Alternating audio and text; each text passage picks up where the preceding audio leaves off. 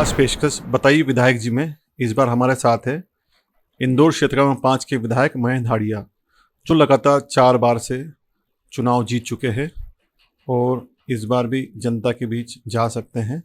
हम आइए जानते हैं हम इनसे कि इन्होंने अपना कार्यकाल किस तरह से जनता के बीच निभाया। महेंद्र जी, ये बताइए कि आप लगातार 4 बार चुनाव जीत चुके हैं, पिछला चुनाव भी आपने यहाँ से जीता था, तो आपने कौन कौन से बड़े काम किए जो जनता के बीच लेके जाएंगे जिन्हें? देखिए, इंदौर नगर नगर के अंदर मुख्यतः समस्या इंदौर नगर निगम से संबंधित होती हैं और ख़ास करके यहाँ पर पेयजल की, ड्रेनेज की, ट्रैफिक की इत्यादि इतनी समस्या थी कि सड़क की कि उसमें बहुत ज़्यादा काम करना था। तो मैंने उसी दिशा में बहुत ज़्यादा काम करने की कोशिश करी है। इसके साथ ही माननीय प्रधानमंत्री जी की, माननीय मुख्यमंत्री जी की जो भी लाभकारी योजना है उनको ज़मीन तक उतार कर लोगों को उसका लाभ पहुंचाना, इसमें भी एक बहुत बड़ा काम मेरी विधानसभा में हुआ है। मेरा ये अनुभव है कि चाहे वो प्रधानमंत्री जी की लाभकारी योजना हो, चाहे मुख्यमंत्री जी की लाभकारी योजना हो, जब तक आपके पास समर्पित कार्यकर्ताओं की फौज नहीं होगी, वो पोलिंग बूथ का कार्यकर्ता जनता के बीच में नहीं जाएगा, जब तक उसका लाभ लोगों तक पहुंचना थोड़ा मुश्किल हो जाता है। परंतु अब मेरे यहाँ हमने अपने कार्यकर्ताओं के माध्यम से हर पोलिंग बूथ पे वो लाभ देने की कोशिश करी है, उसमें काफ़ी कुछ सफल भी हुए हैं। कोई ऐसा काम जो आप करना चाहते थे और आपके इस कार्यकाल में हो नहीं पाया है?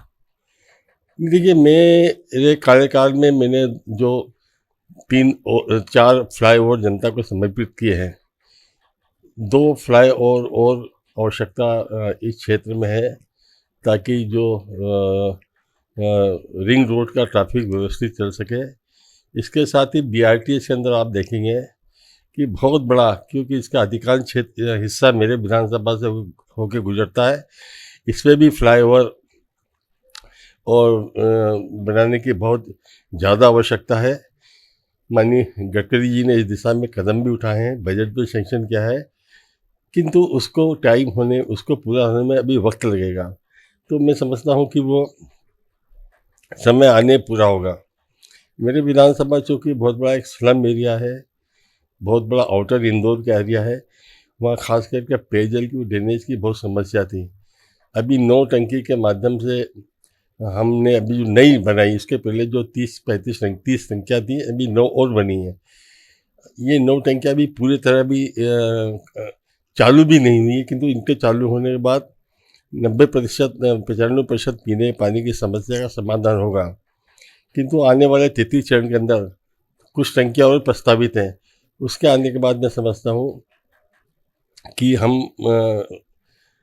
इस ओर पूर्ण प्राप्ति की ओर हम अग्रसर होंगे।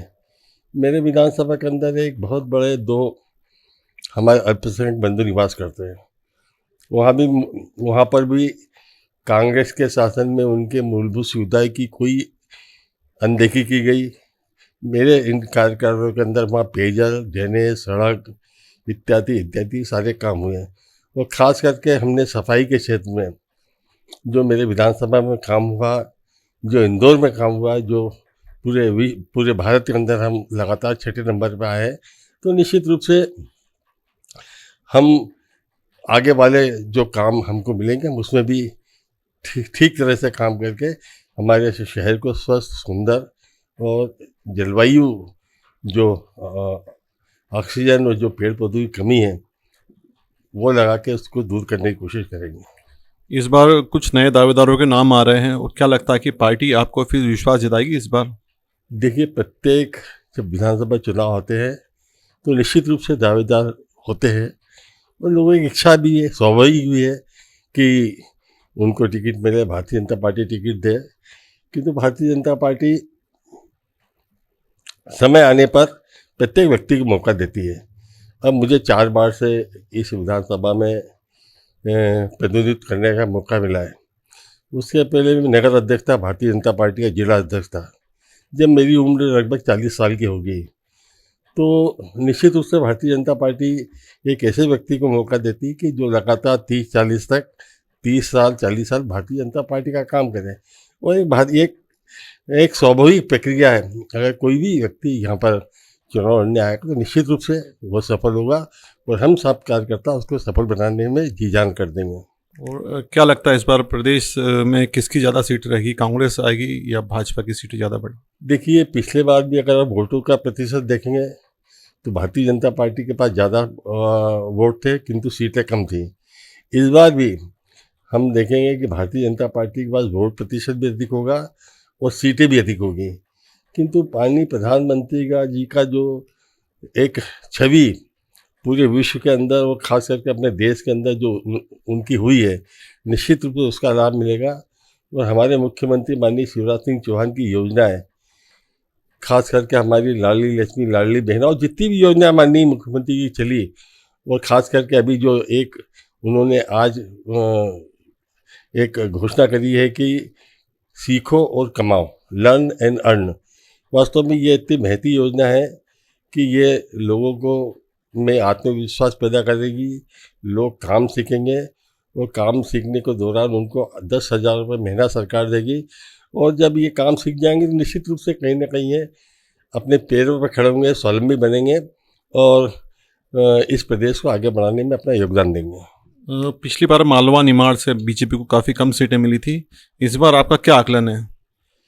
देखिए, उसके कई कारण होते हैं कि सीटें कम मिलने का।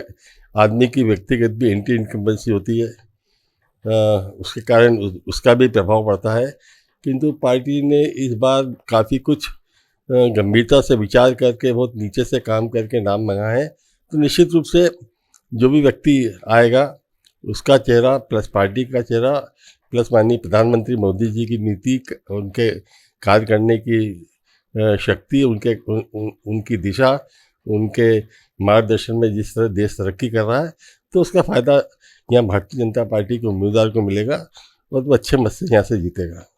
ये थे भाजपा विधायक महेंद्र हाड़िया, जिनका कहना है कि पूरे मालवा निमाड़ में भाजपा की स्थिति पहले से ज़्यादा मौजूद है और इस बार भी पार्टी जो है उनकी सरकार बनेगी।